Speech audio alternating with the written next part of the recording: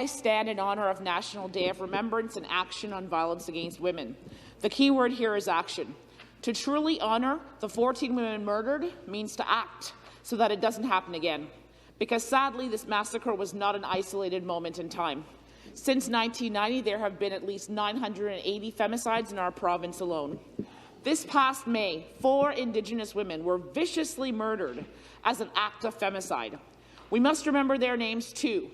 Rebecca Conto, Mercedes Miran, Morgan Beatrice Harris, and the one who elders named Buffalo Woman.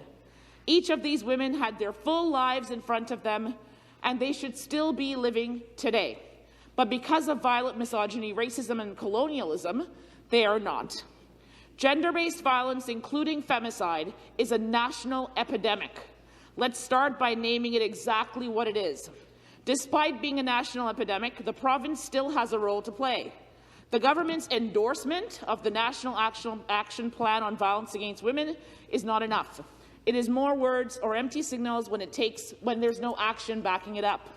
Earlier this year, the Renfrew County inquest was published in response to the femicide of 3 women in Renfrew County, with 86 total recommendations.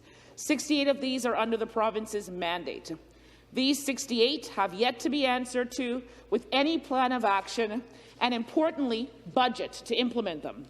These include establishing an independent intimate partner violence commission, a survivors advocate so survivors and their families and communities have a voice at the table, ensuring an annualized funding model is applied across the sector so each dollar can be spent on community care, not administration and reporting.